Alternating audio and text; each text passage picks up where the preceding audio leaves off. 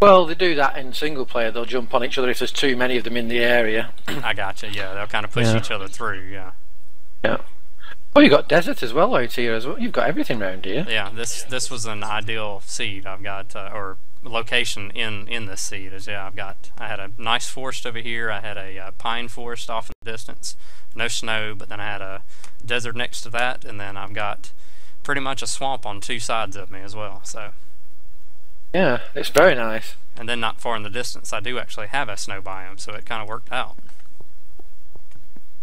And I've had to torch spam up here because I have had a few random mobs spawn up here and fall off onto my balconies, and kind of a rude awakening whenever you come running back in here at night to go jump in bed and have a skillet coming around on your inside your house and. You know, you've got an open balcony, haven't you? Yeah, comes and kind of meets you around the staircase. That's kind of a scary thing. So, it's amazing actually to be in something that I've been watched being built for so long. Yeah, nice. I know what you mean. I just kind of made a quick drop down off the balcony. Where did you just drop off there then without? Yeah. Right, I see. Yeah. Learning all the time. Yeah. Get off on the top level here, and this is kind of originally was going to be my vault, but kind of changed it up a little bit. I've added in the brick. This is what I was gathering all that brick for, and it looks really nice. Yeah. All of my doors are all iron doors and all. If you want to flip that switch behind you on the left, that opens the first door here. I'll let you go on in. Are you going in? Oh yeah. Oh wow, iron floor. That's the one thing I have no short supply of is iron. So that's a very creepy soul sand ceiling. Yes. They're all staring down at me with their eyes lighted up. Yes, that was kind of the effect I was going for, and yeah, made I really had to be careful of that fire underneath the cauldron because my house is 2 tiles above the ceiling there and kind of just off to the side, and I knew it was going to be far enough away, but my reputation with fire and building houses out of wood, never a good thing, but luckily it's far enough away and kind of gives the cauldron kind of that flaming effect or whatever. Yeah. I've made the dispenser over here where it's dispenses you empty bottles now. And cool. Again, I kind of like the little quirkiness like that. I like to kind of have everything functional. Yeah. With the bottles not stacking, actually, I made this other switch over here, and it opens up 2 pistons behind you with a chest that's full of water bottles. Oh wow! And the bottom ones have been processed with sugar, so they're mundane potions. But processed with sugar. Yeah, you put sugar in the top of the potion. Yeah. And the brewing stand, and then it makes some mundane potions. It increases. I'm trying to remember because you can put sugar, glowstone, and redstone. So, yeah, I'm just trying to think why you'd want a mundane potion, though. I only use awkward ones. I mean, I've never even made a potion. I remember that you could use sugar, so I popped it in there to try it out, and I was like, oh, okay, it changes it. But right. Yeah, I'd never done it, so that was my first experimenting with it. So I wouldn't even known that was there. I like that. I like the way you put the glowstone behind the iron fence. Yeah. Yeah, I had pumpkins, but I figured with the ceiling already looking at you, you didn't want the pumpkins looking at you too. So I don't know. I think I'd want the pumpkins there to scare away the ceiling. Exactly. And since after you know, the cauldron on again, it's kind of one of those function things. You really would want a infinite water supply as opposed to the cauldron because it only uses 3 uses. But there's a switch above your head over there as well. If you flip that one, and it actually opens at your feet, opens up an infinite water supply behind you. Oh wow! So as I said, I like it all functional, but also like it hidden as well. So. Yep. Don't seem to be able to close that. Alright, there we go. Okay. And then the that's my chest of, that's kind of my important chest. That's got all my diamonds, all 7 of them that I found. That's all I found so far, and kind of so that's where I would normally keep all my vault items, my important stuff. Yeah, you got plenty of slime balls though. You got a slime farm. Actually, it was kind of accidental. We noticed one spot that slime started appearing, so I've cleared it out and opened it up and lit it up, and it seems to spawn. You know, usually I'll get 2 large ones just about every time I'm on. I'll get 2 big ones that I can kill. So. Oh, that's all right. Yeah. And then that other switch opens up where I decided I wanted my own enchanting table as well, so I just haven't built it yet. Wow. Oh no, I like that nether fence around the top with the glowstone. That looks really good. Yeah, this was kind of another one of those experimental things. I kept on. I dug out the ceiling a little bit, and I had different things stuck in the ceiling, and yeah, I kind of ended up ending up with that design. I kind of like that. Yeah. Well, I've told Narlo that I think that the verb dwendify is now going to enter the language. Yeah, I build it functional first and then dwendify it. That's right. I've kind of decided that too. Dwendify it. Yep. Oh, I saw some redstone then. Yeah, unfortunately, because of where I had to locate it with the other pistons, I kind of had to have it exposed. But I'm like, I like the wire exposed, whatever. I'll bet this nether brick looks really nice in Sphax, doesn't it? Because I've seen amateurs use it a lot. Yeah, it really does. It looks very similar to the cobble, only it's tinted red and it's got a few more cracks and stuff in it, the random cracks. So yeah. And then this is just going to be my wall of various items. I mean, everything's started to be divided up. All the nether racks in one chest, and cobble and dirt, and kind of all your little resource items split up.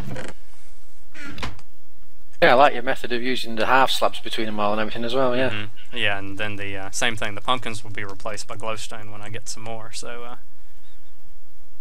Yeah, they don't actually provide any light though, those behind the slabs, will they? But they will behind the chest, I think.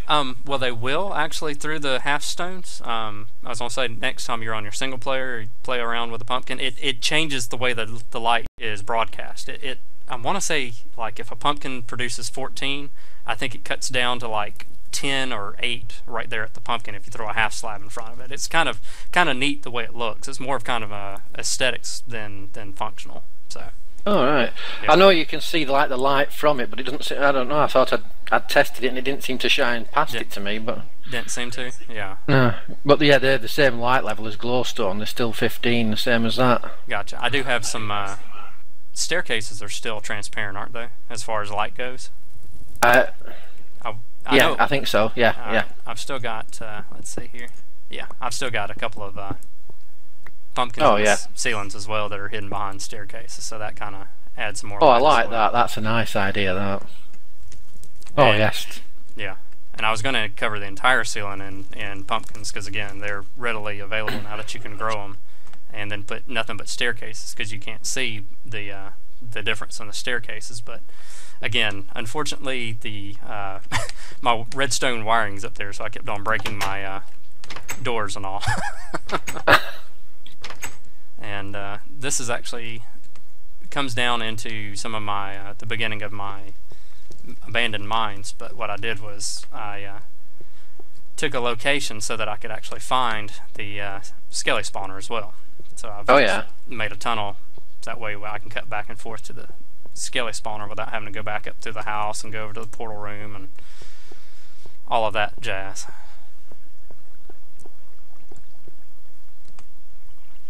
Oh wow! Oh yeah, I thought what you'd done with these pistons to control the water flows. Very, very clever. I like that. Yeah, that really took a lot of kind of some trial and error. And as I said, I started thinking about it, and I had done something similar to control water. Not necessarily, it wasn't with a spawner of any sort, but it was just to control water. And yeah, I kind of started thinking about it, and I was like, let me give it a shot because I mean, your plan of yours is ingenious, but without having it there, whenever I was playing around with it, I could not figure it out for the life of me. No. Well, unfortunately, it's changed now. You see, because the water creates an infinite source on top of signs now, which it didn't used to do. Gotcha. That's why it probably wasn't working for you. You were having all the trouble. Gotcha. Yeah. All these guys look strange, not being in all your normal elven armour and everything, the skeletons. Yeah.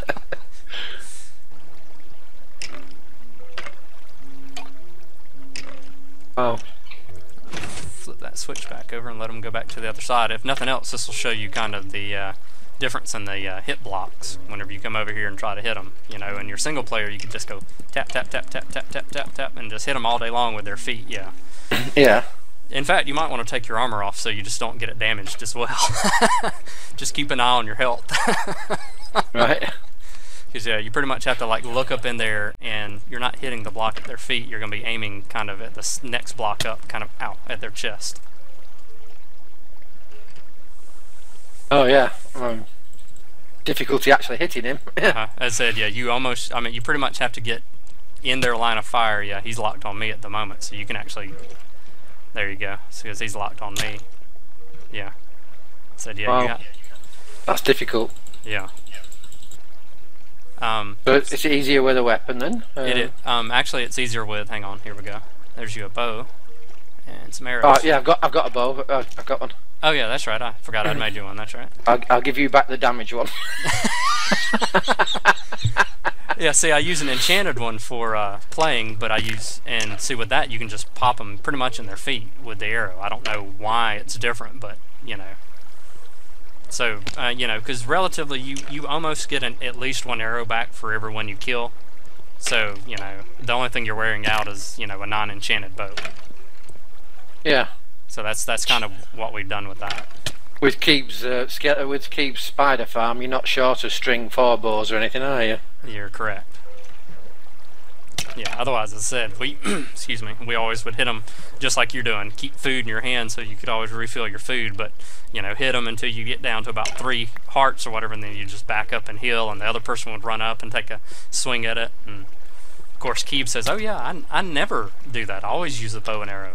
And it's like, well, why didn't you tell us that was the way it seemed to function correctly? Because yeah, I mean it's. I wonder if you put a fence post at the bottom, if that would raise them just a little. Oh no, you don't want them raised any higher. You want them. Yeah. And see if you dropped. I think if you do a half slab, I think they can see you too well, and they're going to end up shooting you. Yeah. Yeah. So it's yeah. Certainly an interesting technical problem. The difference. Yeah, and it's just something to do the way with multiplayer and the way that their glitchiness as far as hitting them. That's pretty much all it is.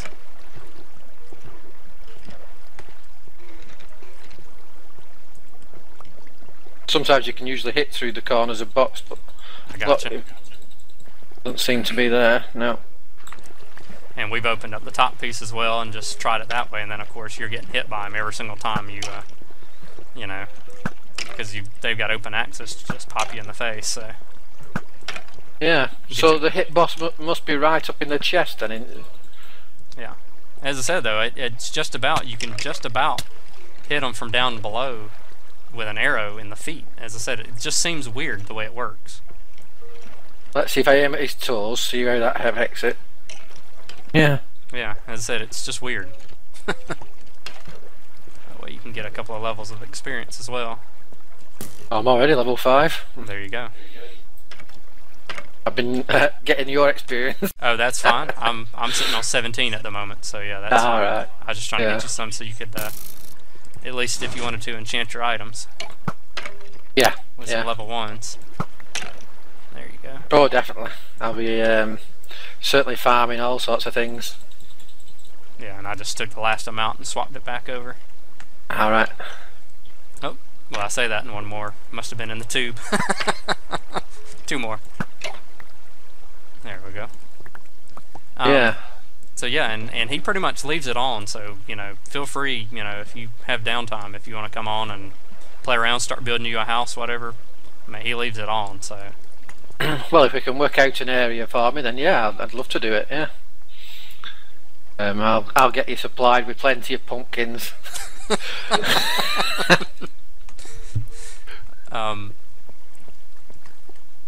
And our enchanting table's over here in that door. Ah, right. And we keep we've kept the torches up to knock it down to level 1. So. Yeah.